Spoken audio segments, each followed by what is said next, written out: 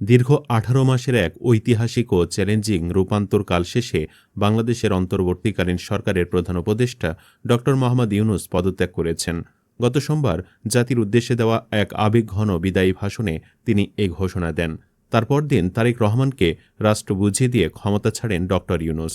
ক্ষমতা ছাড়ার পর রাষ্ট্র থেকে তিনি কোনো নিরাপত্তা বাহিনী কিংবা সহযোগীও পাননি। সোশ্যাল মিডিয়ায় তাকে নিজের ব্যাগ নিজে ক্যারি করতে দেখা যায়। তবে এ সময় একজন নারীকেও দেখা যায় তার সাথে। এর আগে নানান রাষ্ট্রীয় কাজের সময়ও সেই নারীকে ড ইউনূসের সাথে দেখা গিয়েছে। অনেকে না জেনে তাকে নিয়ে নানান গুঞ্জন রটাচ্ছেন। মূলত তিনি ড ইউনূস এবং আফরোজা ইউনূসের একমাত্র সন্তান দিনা আফরোজ, যিনি ১৯৮৬ সালের ২৪শে জানুয়ারি জন্মগ্রহণ করেন।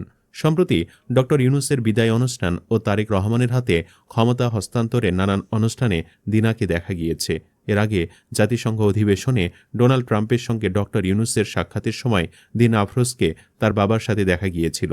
ড ইউনূস নিজেও বিভিন্ন সাক্ষাৎকারে তার বর্তমান স্ত্রী আফরোজা ইউনূসের বিরল ডিমেনশিয়া রোগে আক্রান্ত হওয়ার কথা জানিয়েছেন এবং তাকে খাওয়ানো পড়ানো থেকে শুরু করে দেখভালের সব দায়িত্ব নিজেই পালন করেন। আফরোজা মূলত তার দ্বিতীয় স্ত্রী। প্রথম স্ত্রী ভেরার সাথে বিবাহ বিচ্ছেদের পর ড মোহাম্মদ ইউনূসের জীবনে আসেন তার বর্তমান স্ত্রী আফরোজা ইউনূস। আফরোজা ম্যানচেস্টার বিশ্ববিদ্যালয়ে পদার্থবিজ্ঞানের গবেষক ছিলেন এবং বাংলাদেশে আসার পর জাহাঙ্গীরনগর বিশ্ববিদ্যালয়ের পদার্থবিজ্ঞান বিভাগে শিক্ষকতা শুরু করেন। পরবর্তীতে তিনি এই বিভাগের অধ্যাপক ও চেয়ারম্যান হিসাবেও দায়িত্ব পালন করেন। আফরোজা ইউনূস ভারতের পশ্চিমবঙ্গের বর্ধমান জেলায় জন্মগ্রহণ করেন, যেখানে তার শৈশব কেটেছে। এ কারণে বাংলাদেশের ড ইউনূসের প্রধান উপদেষ্টা হওয়ার খবরে বর্ধমানের মানুষও উল্লাস প্রকাশ করেছিল। এর আগে ১৯৬৫ সালে ড ইউনূস ফুল ব্রাইট স্কলারশিপ নিয়ে মার্কিন যুক্তরাষ্ট্রে উচ্চশিক্ষার জন্য যান।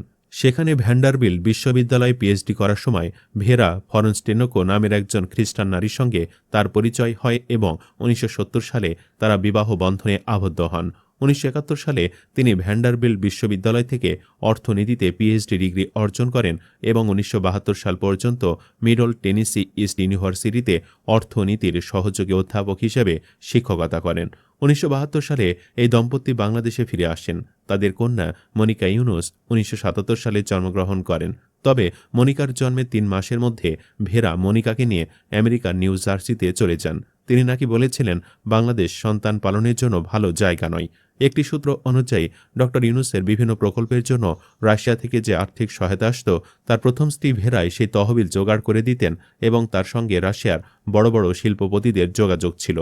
মনিকা ইউনূস ছোটবেলা থেকে তার বাবাকে সরাসরি না দেখলেও ২০০৪ সালে তিনি নিজেই ড ইউনূসের সাথে যোগাযোগ স্থাপন করেন। ২০০৫ সালে তিনি বাবার সাথে দেখা করতে বাংলাদেশেও আসেন। মনিকা নিজেও তার নিজস্ব প্রতিভায় পরিচিতি পেয়েছেন। তিনি পেশায় একজন অপেরা শিল্পী।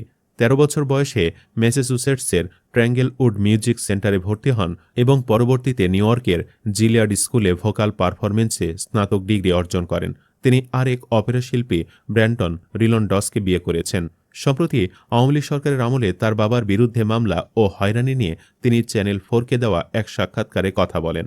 মনিকা বলেন, তার বাবা সারা জীবন দারিদ্র্যমুক্ত বিশ্ব গড়ার জন্য কাজ করেছেন, অথচ তার ও সহকর্মীদের বিরুদ্ধে মামলা করা হয়েছে এবং তারা সম্পূর্ণ নির্দোষ।